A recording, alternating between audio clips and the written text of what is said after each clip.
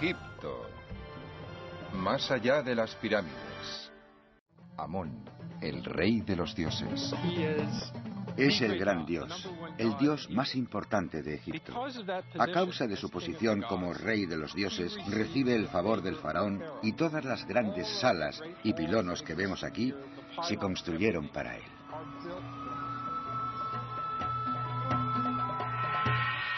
Junto a su esposa Mut, la diosa de la maternidad, Amón gobernaba la capital, Tebas. Amón era, más que cualquier otra deidad, quien legitimaba y renovaba continuamente la autoridad de los faraones.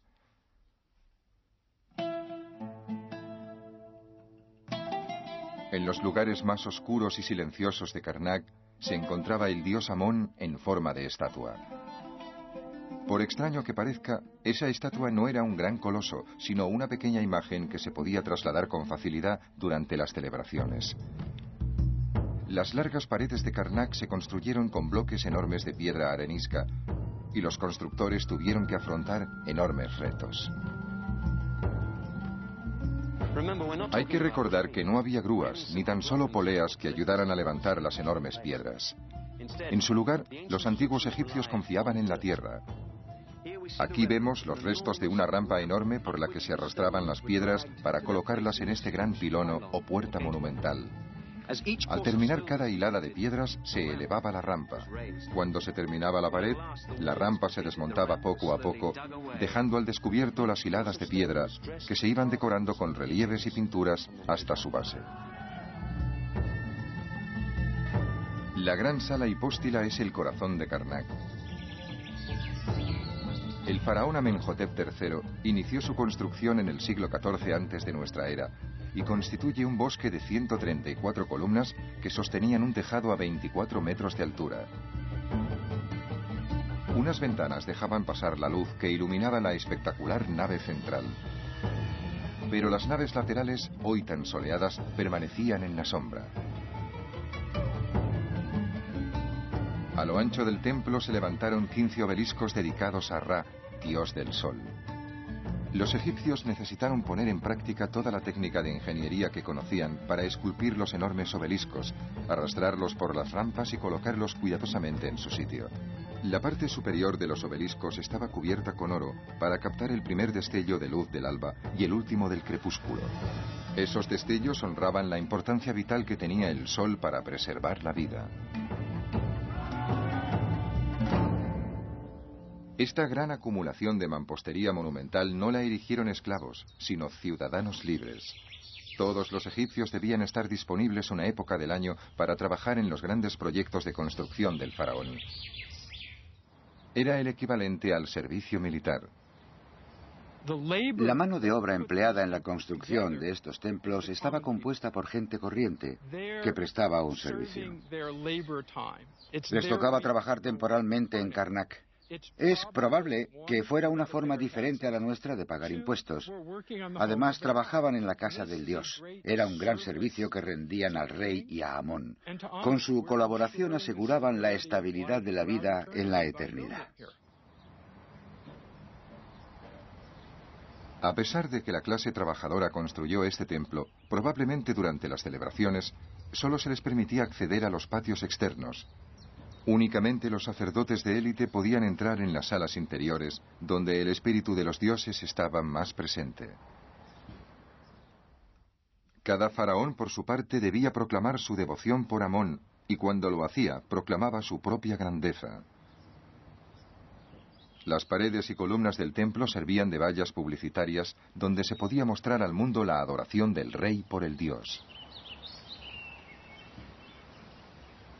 El doctor William Murnane, de la Universidad de Memphis, lleva más de 30 años estudiando las inscripciones del templo de Karnak. Mi interés por este edificio se basa en la curiosidad. Está tan bien conservado que sería estúpido no conocer con exactitud por qué se construyó. Me interesa saber qué nos puede contar sobre la mentalidad religiosa de los antiguos egipcios. La única forma segura de empezar a comprender la importancia de un edificio como este es saber qué esculpieron en sus paredes.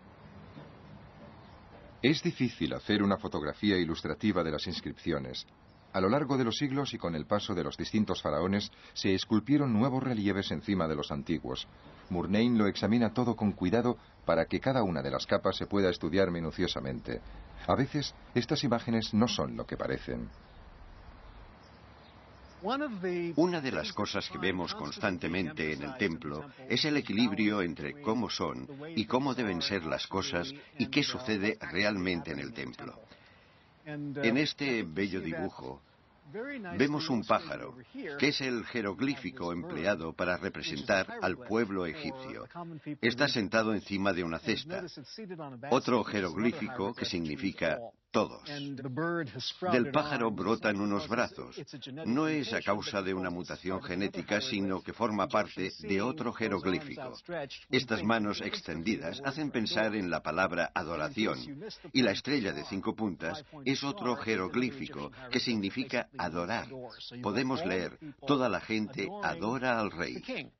Este tipo de detalles sugieren que no eran simplemente símbolos de la humanidad adorando al Dios Rey. Eran también mensajes dirigidos a una sociedad básicamente analfabeta.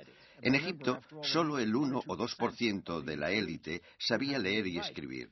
El resto de la gente, cuando veía algo así en una columna, probablemente interpretaba que podía quedarse allí.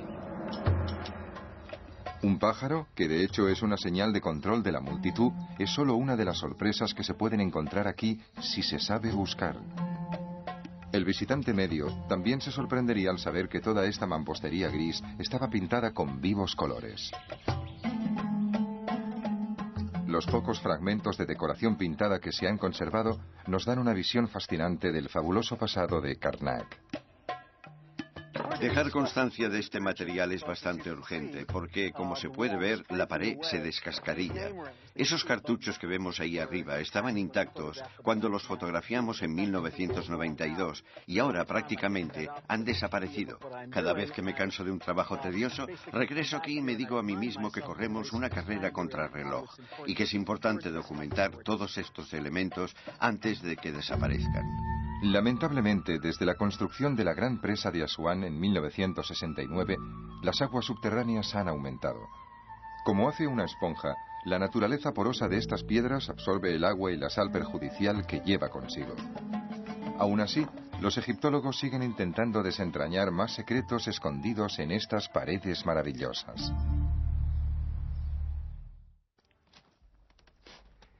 Estamos en el corazón del templo de Karnak, el lugar más sagrado de todos, donde se conservaba la estatua del gran dios Amón.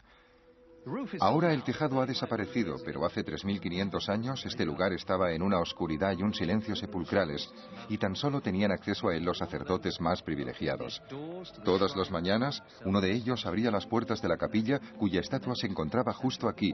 Entonces limpiaba la estatua, le daba un baño matutino y la untaba con aceites valiosos. Luego la vestía con las ropas más exquisitas y dejaba algunas ofrendas, tal vez flores y aceites. En esta gran mesa se servía comida para que el dios pudiera alimentarse durante el día. Evidentemente, el dios solo tomaba la esencia de los alimentos.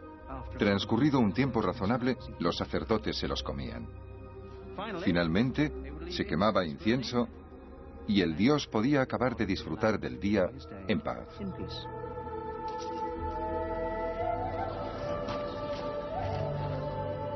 En Karnak, el faraón designaba a los sacerdotes de mayor rango.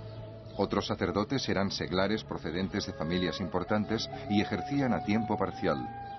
Pero en el templo había muchos trabajos poco relacionados con las funciones religiosas. Los templos no eran solo dominios de la realeza y de los sacerdotes. Se necesitaba a cientos de personas para que estos inmensos centros religiosos funcionaran con normalidad. En el templo trabajaban campesinos, carpinteros, canteros, herreros, alfareros y muchos otros empleados que cubrían las necesidades físicas y espirituales del templo. En la actualidad, Charles Van Sicklen excava el emplazamiento de un antiguo taller que había estado al servicio del templo de Karnak. En un periodo de la historia del templo de Karnak, esto fue una fábrica. Aquí se esculpían las estatuas, se hacían las joyas y se trabajaba el cobre. En esta zona, concretamente, encontramos muchos materiales mezclados que nos informan de lo que se hacía aquí. En algunos lugares hay concentraciones de arena con salpicaduras de un metal que aún no hemos identificado, pero que tiene el aspecto de ser algo conocido con una palabra terrible que no nos gusta utilizar en egiptología. Se trata de la palabra oro. Los arqueólogos detestamos encontrar oro porque siempre es problemático y nunca aporta información. La antigua atracción por el oro ha destruido más de un yacimiento. Para los arqueólogos serios, su presencia solo distrae de la investigación de descubrimientos más importantes. Hay una serie de cuencos, unos encima de los otros, que alcanzan una altura de casi 1,5 metros. En ellos se ponía algún material y se dejaba allí para que sedimentara. El sedimento se filtraba y se repetía este proceso varias veces. Tal vez intentaban extraer oro. Quizás esta sea la mejor teoría de esta semana. Es un problema que aún no he resuelto, pero así es la arqueología. Todas las facetas de la vida cotidiana egipcia estaban relacionadas con la alfarería. En cualquier lugar había jarras, botellas, cuencos, tazones. Se podría pensar que se extraen y conservan todos los trozos de cerámica que se encuentran, pero más de 3.000 años de historia dan para muchos fragmentos. En gran parte de esta zona hay dispersos millones de fragmentos de cerámica. Habitualmente me refiero a este tipo de fragmentos con la palabra árabe zabala, que significa basura. Formaban parte de una pieza, por lo que no tienen ninguna característica que nos pueda aportar información. Por eso la tiramos.